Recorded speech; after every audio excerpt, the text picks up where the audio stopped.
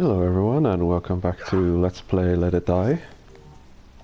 I'm kind of in the middle of farming all kinds of resources and materials to upgrade stuff.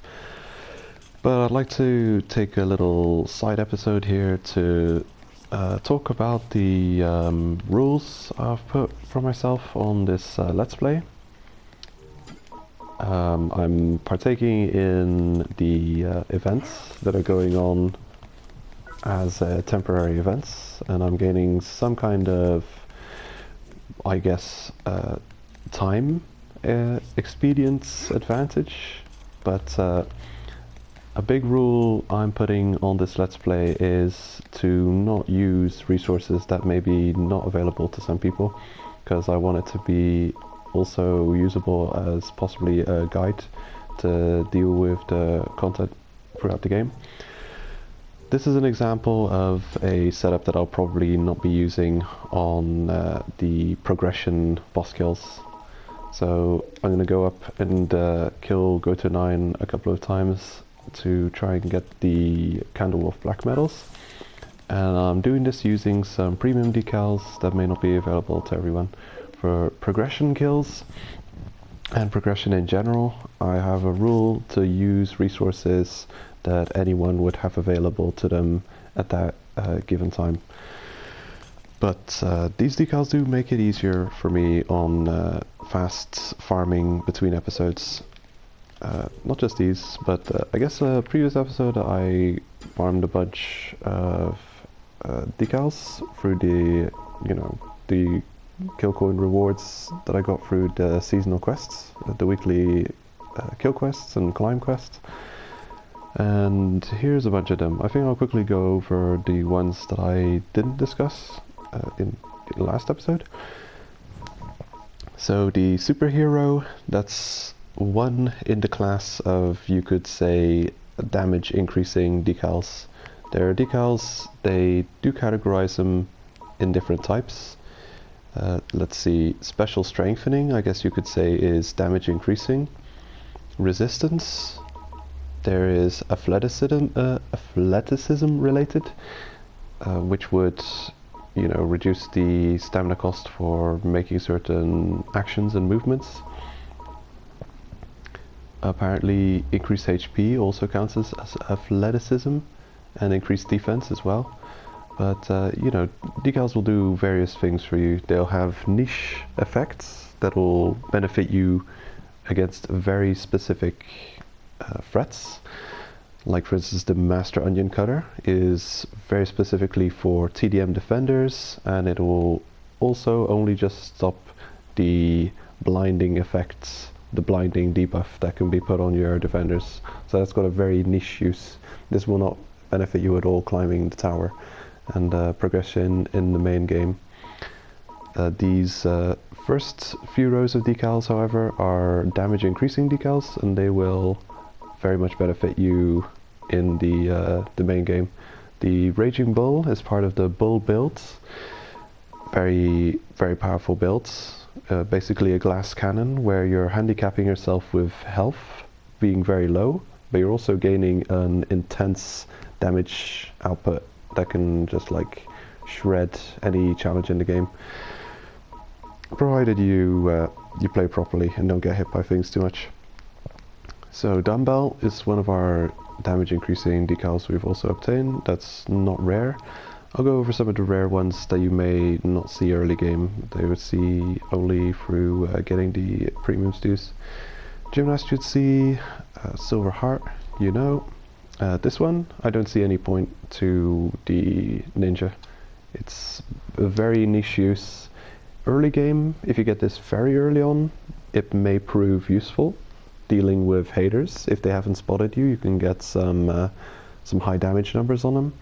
But towards the end game, the, I guess, wrestling moves you do to the enemies, the drop kick, the suplex, the Frankensteiner, all that, it really doesn't scale well into the higher fighter ranks. So when they start getting 3, 4, 5-star fighters available in the game, those become your enemies. Yoshiyama haters, hunters, hater-fied people, you're not going to see any kind of damage happening anymore with the dropkick, the wrestling moves. They're purely going to be to get your enemy on their back, so you open them up for like some free hits. Of course, enemies take less damage while on the ground. I'm not sure what the damage cut is, but it might be that they take like 50% less damage when on the ground. I'm just putting a number out there, I'm not sure. I just know there's the enemies that are grounded take less damage from your attacks. Just like when guarding, enemies take like a 90% damage cut from your attacks, making even the weakest naked screamer could potentially survive kind of damaging hits while guarding. The one shot one kill, that gives you increased attack power for headshots, combined with the sniper special attack, which gives you a guaranteed headshot. This could be very effective. Let's see what else is there. The Master Builder, I wasn't very happy with this one at first, but it's not too bad.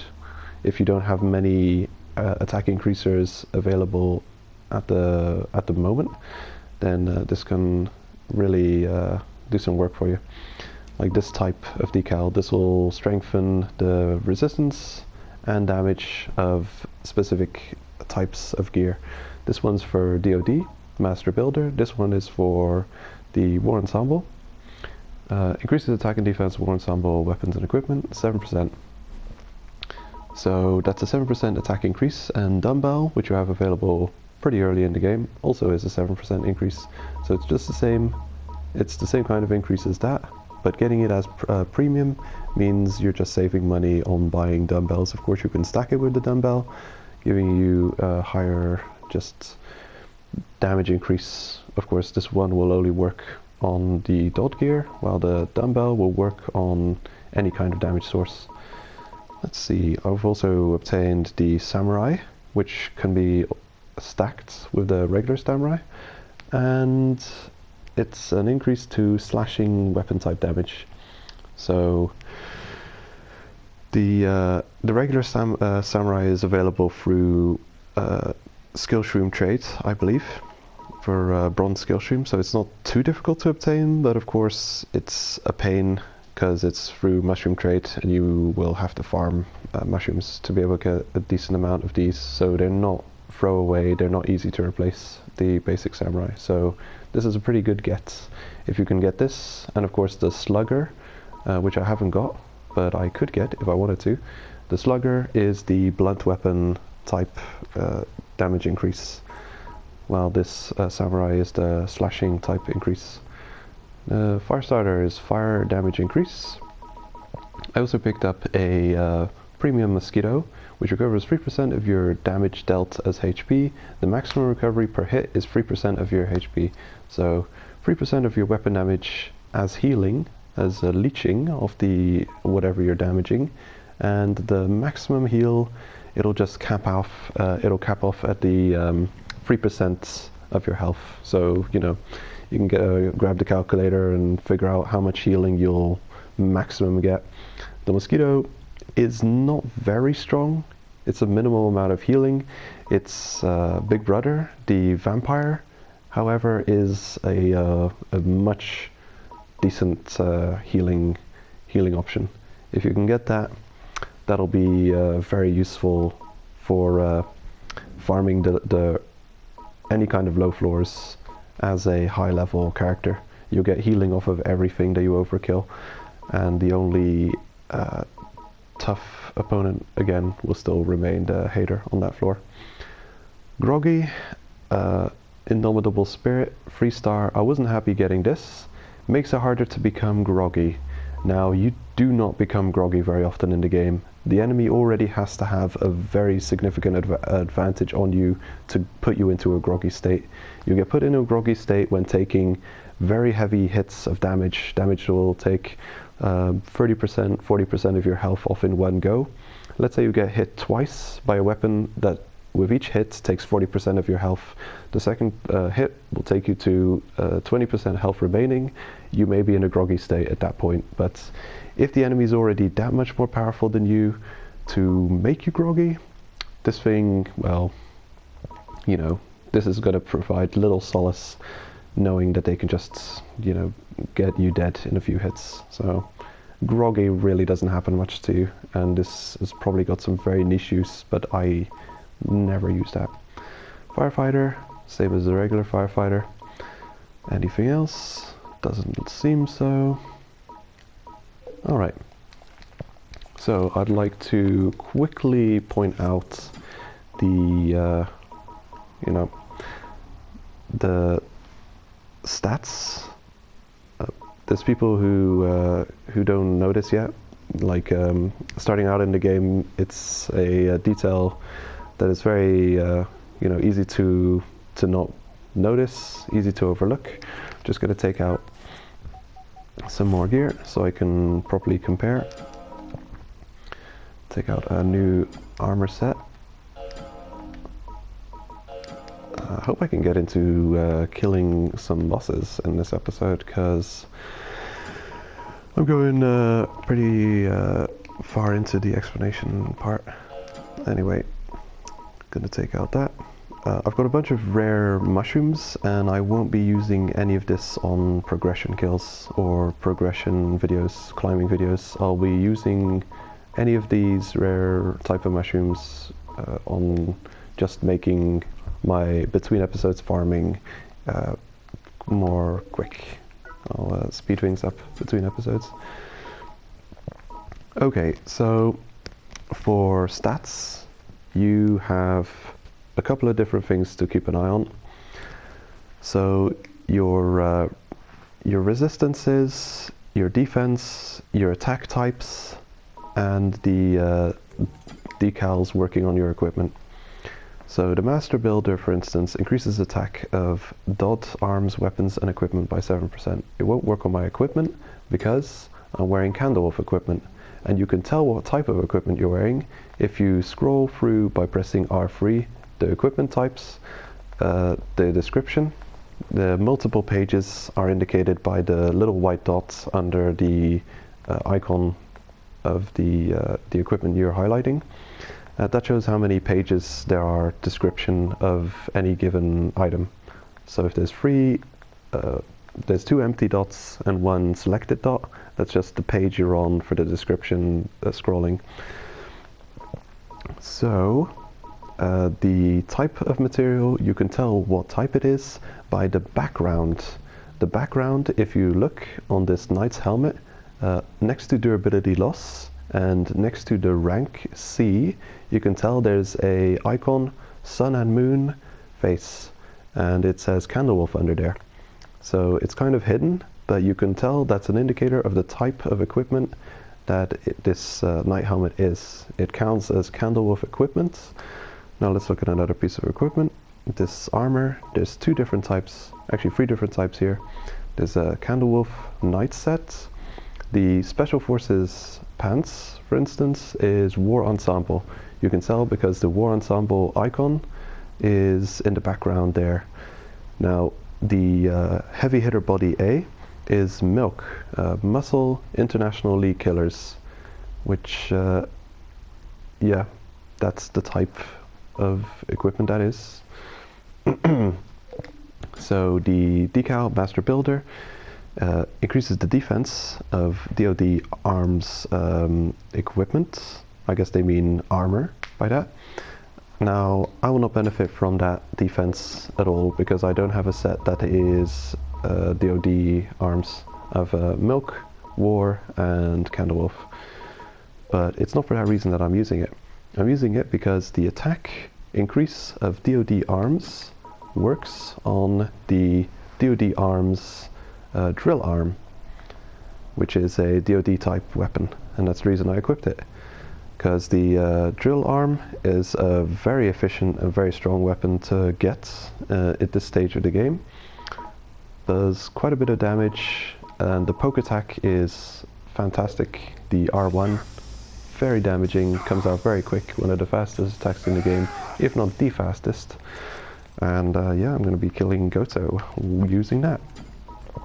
Now something else, the superhero increases attack and defense by 50% when at full health. That's important to note. You have to be at full health. If you take some damage, taking you below full health, this decal will just stop working. I don't know if I have anything on me that can do damage. I think I do. I'll have a quick look at the bank. Hello, damaging things. Anything here? Aha. I'll use this cat eye shroom to take my health below 100%. Come on, let me out. Right, I'll use this. Note, all the decals that are active and working properly are highlighted. Some decals are highlighted all the time, even when they're not necessarily working.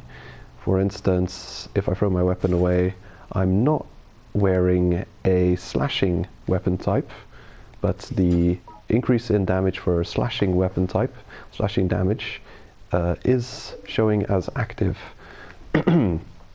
despite me not actually holding a slashing weapon. So some decals don't properly display if their bonus is active, some do. For instance, the Master Builder, I'm not wearing a single piece of DoD equipment at the moment, so it's not showing up as active. It's not working. But if the moment I switch to my DoD weapon type, the decal highlights, meaning that the effect is working on something.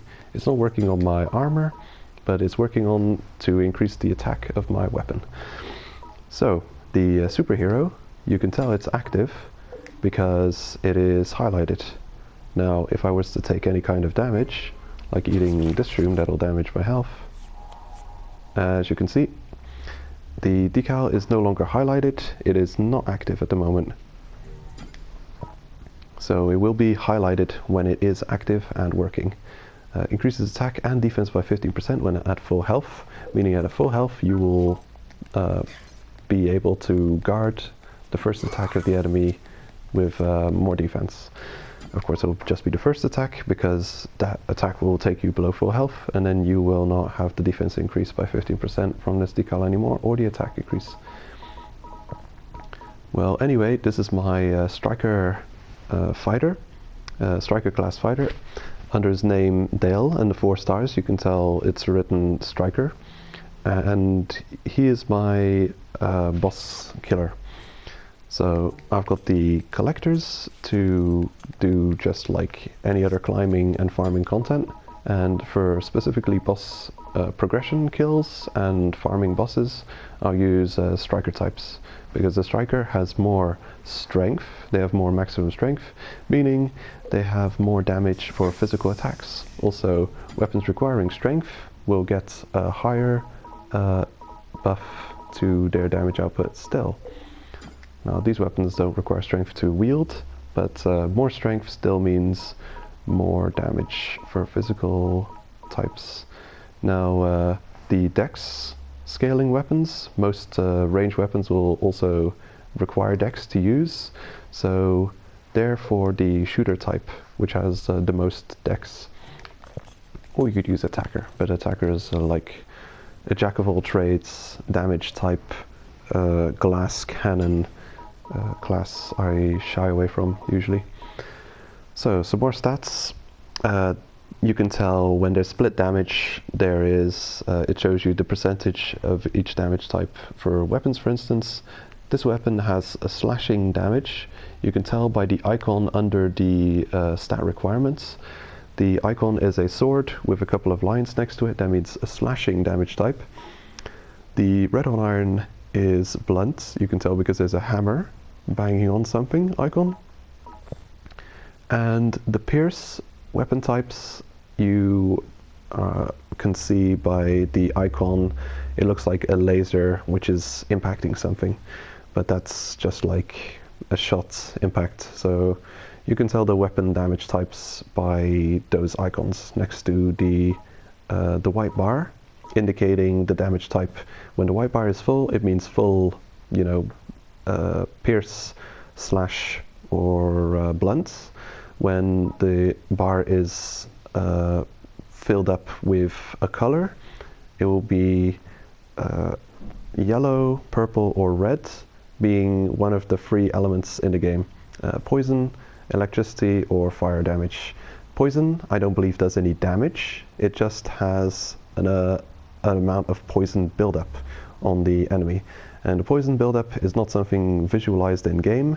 You'll just tell when the enemy is poisoned, because they will turn slightly purple tinted, and they'll take damage over time from poison. And if it's a hater, they'll try and puke it out, because, you know, haters don't like poison. Screamers, they're not smart enough to care about poison, so they don't vomit when poisoned. Now let's have a look at the armor stats. The weapon stats, they're, you know, we've gone over those. The armor stats. So let's look at this knight helmet. If you look at the icon, scrolling through now at the bottom of the screen, you can see there's a bunch of information on there. The name, Knight's Helm. The +4 indicates its upgrade level is at +4. When not upgraded at all, it will just say, it will state nothing there. It'll be at 0. Then it'll go to +1, 2, 3, 4, and then if it's got a further state, and most armors do, you'll go to the next state and then continue upgrading that state. For instance, the Special Forces gear, it's the Special Forces Pants E, which is the upgraded version of the Special Forces Pants normal. So the same is with the Heavy Hitter Body A, is the upgraded form of the Heavy Hitter Body, and it'll actually change name in its third form. Most gear in the game has an identical skin for its 2 first tiers, and when it reaches tier 3, it will change both in name and appearance, and it'll stay like that until tier 4, its next upgrade tier. So the armor, I think I've gone over all of these, all over this, what I'm talking about right now, in the start of the Let's Play. But anyway, you know, you never can not like learn some new things and let it die. I'm constantly learning new things about the game, even after the game's been out for a year, so that's cool. Anyway, where were we? +4, the Knight's Helm +4. The head armor, it says the amount of stars. That's both how rare it is and like possibly its quality. So the more stars usually means more strength, but yeah, I don't like working on stars. It's confusing. I'd like to talk about things in terms of tiers. Anyway, it says the requirement requires HP. Most armor will require HP to use. The hearts, there's 6 icons under the requirements for stats, and above the defense numbers. All those stats have certain meanings. Like, you'll see different type of stats on the hats, on the head armor, compared to the body and legs. Just gonna sort quickly. That made things worse. Oops. Can I see my equipped stuff? That's fine, that's better. Right, so compared to the leg and chest stats, you'll see a different type of stats on the helmet. If you're wearing a full set of the same type of gear, the leg and chest armor have the exact same stats. They're the same type of resistances, and the helmet will have no special resistances added. Instead, the helmet is to give your fighter buffs, increase to their base stats. Now if you look, the base stats on the right are indicated with specific icons. At the middle right side of the screen, you'll see a couple of green gauges and the numbers beside showing how much of that stat this fighter has. The HP, stamina, strength, dexterity, vitality, and luck. I'm not going to go into those. The Barb's Bible has you covered for that. Just check Mingo Head and Leveling Up Fighter if you want to know what those stats mean. So those are the base stats, and the bonuses on the helmet: increased health, 0% increase to health. The second, I'm reading it like you'd read a book, from left to right, up to down. So I'm going top left to the right, and then I'm going down to the next line, and such. So the hearts at 0%, the stamina 2 legs are the stamina icon at minus 5%, meaning it is detrimental to your stamina. You gain less, you actually lose stamina for wearing this helmet. And it's indicated by the little red bar next to your green bar in stamina. So the bars, the dark green in your in the bars on the middle right are your starting stats. The light green are the increase in stats, and the colored portions, I guess the non-green portions next to that, is the stat differences by gear. So you can also see between brackets how your stats are influenced by the gear you're wearing. It won't show you decals change, but it will show you equipment change, like your mostly armor, specifically the helmet. So there's a couple of changes here.